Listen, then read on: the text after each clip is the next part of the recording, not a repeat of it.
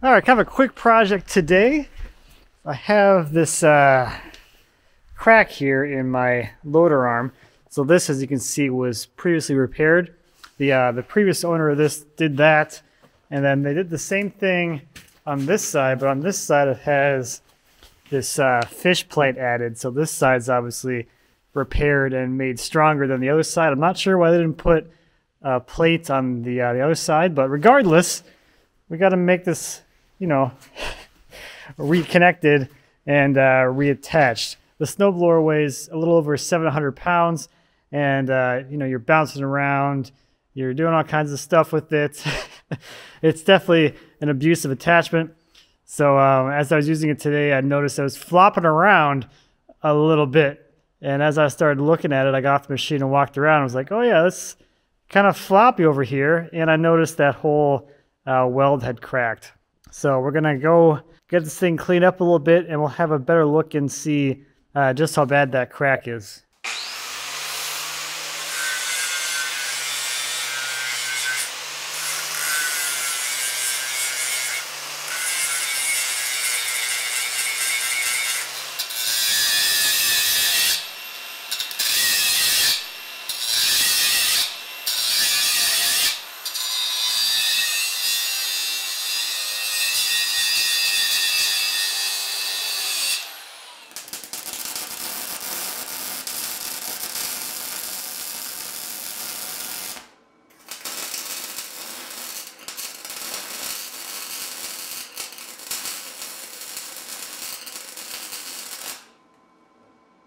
I cleaned up and tacked the top and bottom so that as I'm grinding through and removing all this material here, it doesn't like fall out and become misaligned. So this will hold it in place as I'm working on both of the big faces, and then later I can come back and clean this all back up and do the top and bottom last and tie it all together.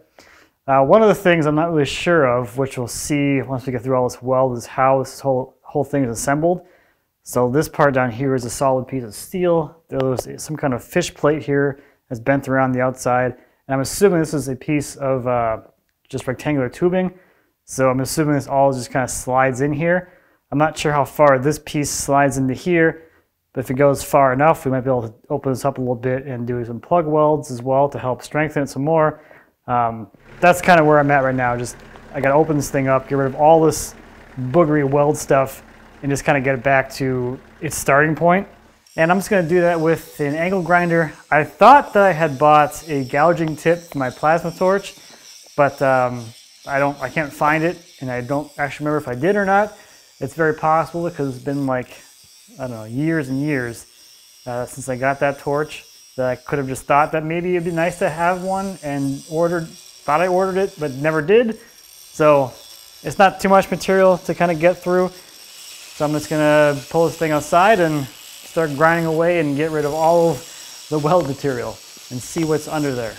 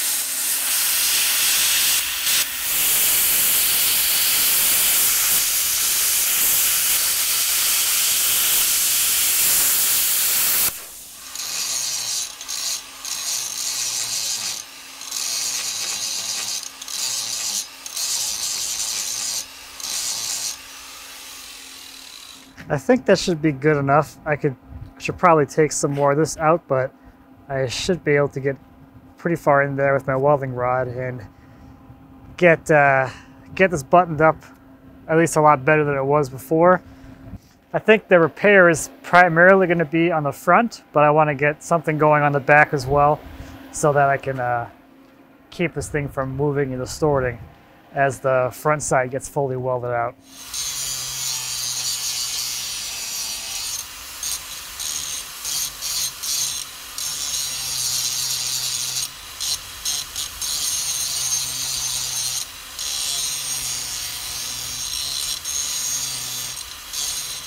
And here's a closer look at the porosity in these welds. So you can see all those little tiny dots. Those are all like air pockets inside the weld. So for like a woodworking comparison, that's kind of like Gorilla Glue or polyurethane glue, which expands as it's curing. And a lot of people think that because it expands, that makes it a good gap filler, which it technically does fill the gaps, but that stuff isn't structurally as strong as stuff that's not all foamy. Kind of the same thing here is with all those little tiny gaps in the weld, that weld is not nearly as strong as it would be if it was solid. And the porosity itself is typically caused by impurities.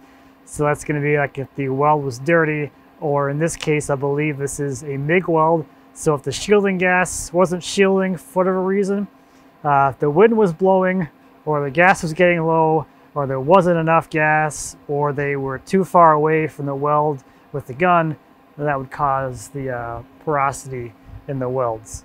I'm sure there's other ways too, but I'm not a real welder.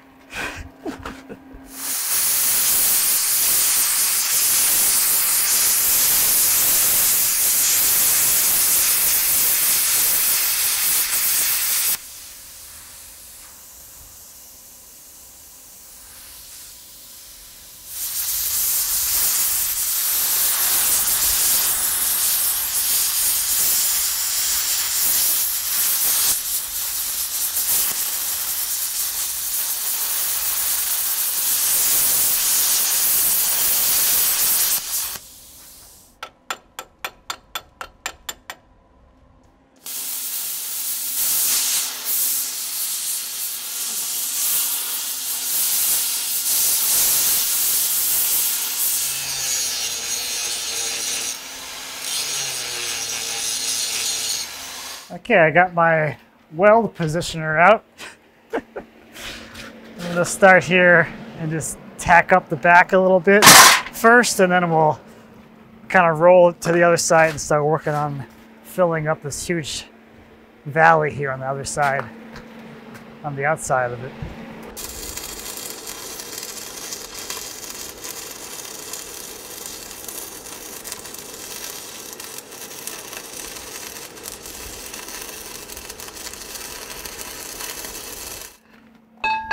I'm going to tack this brace on here, keep the arm from moving.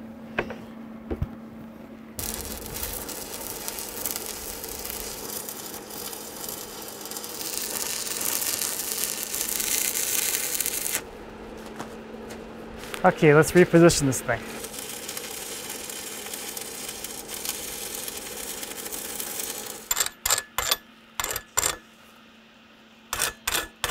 That's my first root pass. I'm gonna go again with, I'm using 6011 right now, just to kind of fill this in a little bit. It was kind of hard to like, kind of gauge where everything was at, so my beads are all over the place, because that crack was all jagged, and I was really far in there.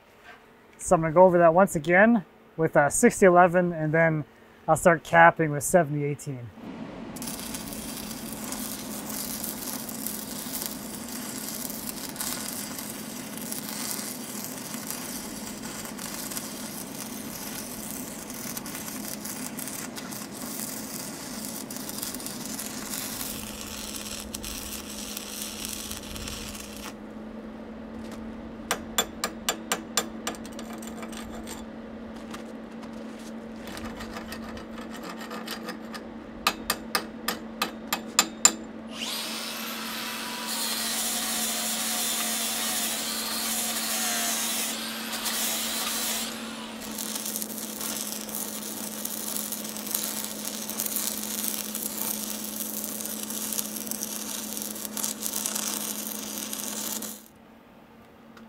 Okay, I can see that it's starting to pull this way a little bit, so I'm going to roll it around and put some more weld on this side to even the heat out. so I can help with this distortion. Otherwise, this is going to like lock this plate in place and it won't be able to move.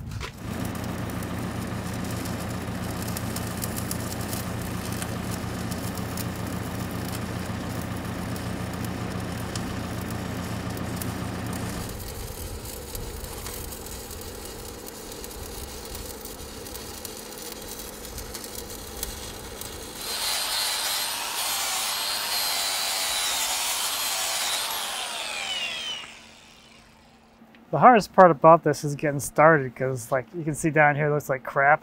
It's because the cylinders are in my way as I start. I can't quite get in there at the right angle, but I mean, that's a lot.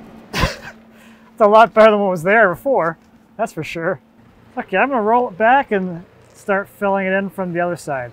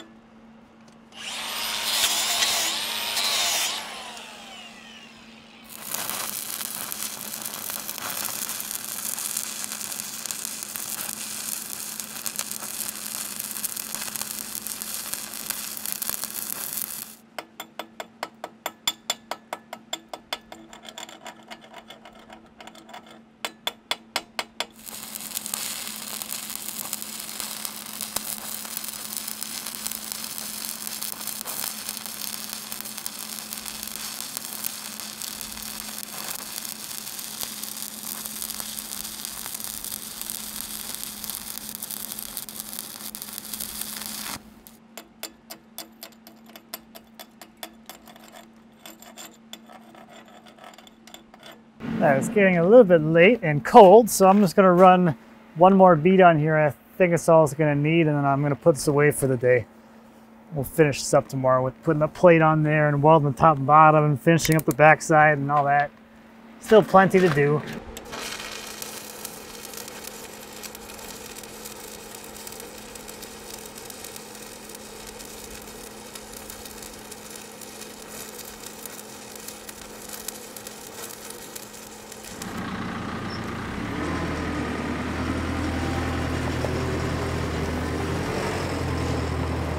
Well, good morning. I figured before I go dragging the skid steer back out, I can go ahead and make the fish plate so it's ready to go. So I went up there and I just made a little template of the one that's on there already so that they end up kind of matching. I have this 1/4 inch thick bar stock. It's 4 inches wide. So we'll just go ahead and cut this shape of this piece of bar stock and get it all prepped so it's ready to go on when we get to it.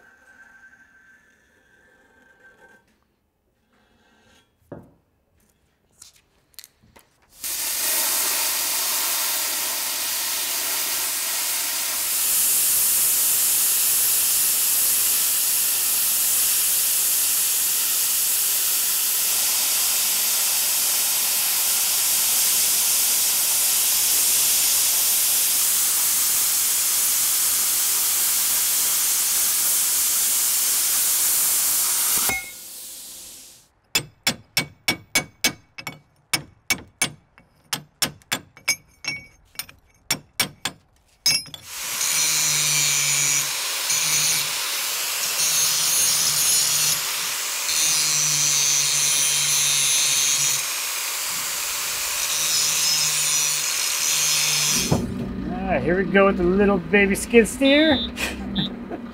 It's Easter this weekend, so my family's in town. You'll probably see my dad hanging out in the background today.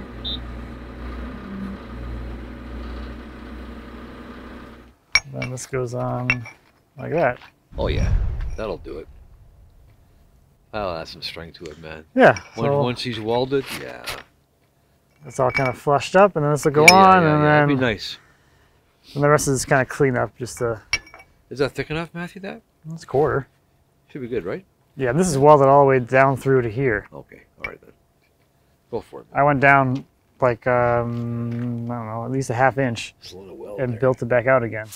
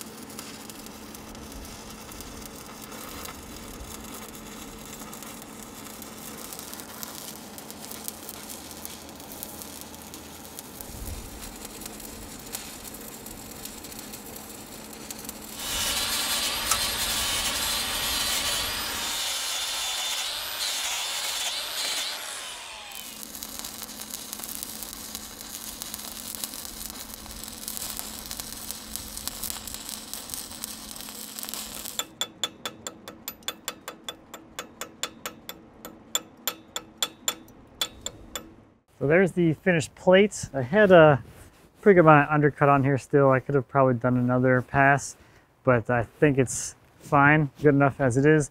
I just clean up the bottom a little bit. I'm gonna go through and put my final bead on the bottom. And then we have the top to deal with, which I will gouge out with the plasma torch again and then fill up, just like I did with the sides.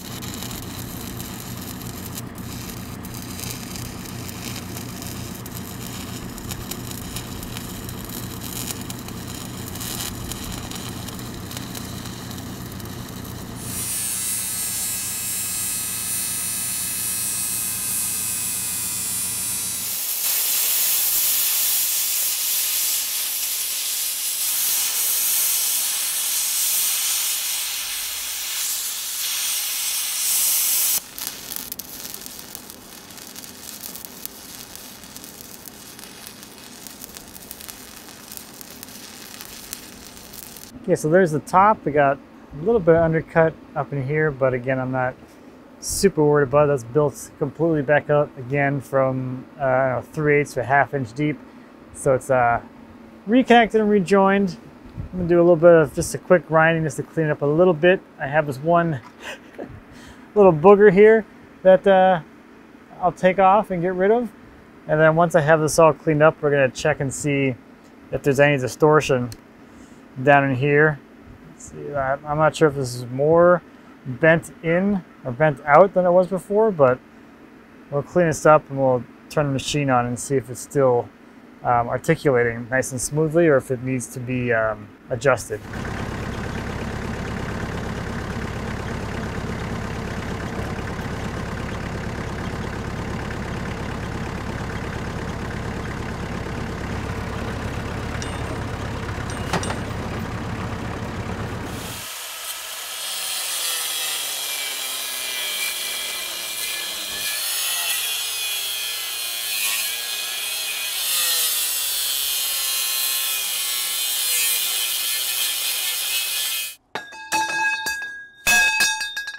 All right, so there's the completed repair. At least better than it was before, and probably at least as good as that one over there. A little bit of paint, and this is going to be all ready to go back to work. I'm actually pretty surprised it didn't warp and tweak the plate thing down here. So that's kind of nice. This is not my best work, but also not my worst work. It's one of the funny things about welding is like how different it is when you go from like perfect conditions, like you have complete access to your area, you're in a flat position, you can see what you're doing.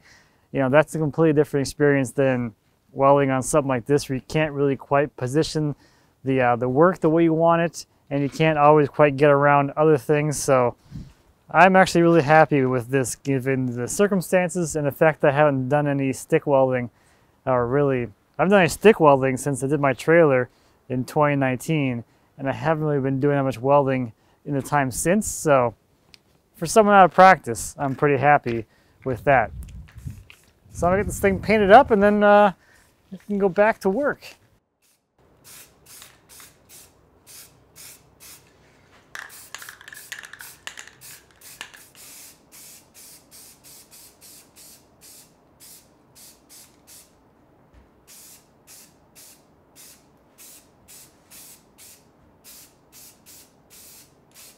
Okay, while the paint's drying, I'm going to touch on one question I'm sure it's floating out there, and that's why not just replace the whole thing and do it that way. As far as cost goes, I don't know how much it would cost, or if it's even available from the dealer to get this part and replace it. It's not that big of a crazy part, so you could have that made as well. It would just need to have that shape cut into it for the little ear down there, and then the press would put this offset into it. It's a 1 inch thick piece of bar stock. So you could have it made, you could buy it probably, you could replace it. The replacement process would be quite a bit more involved than what I did. You would have to come through with an annular cutter, a bigger one than this, drill out the plug welds on either side, cut it free of the tube, and then in my case, if I was doing one, the other one was damaged too, so it probably makes sense to do both of them. Then you're taking this plate off, putting it back on, making sure these things are protruding the same amount, everything's aligned with the loader and everything, so it's doable. It's definitely a lot more involved than doing something like this. And in my case, this machine is, what, 11 or 12 years old, so that's way more involved than this repair was. And this in itself was 6 hours to do, so a nice little side track of things.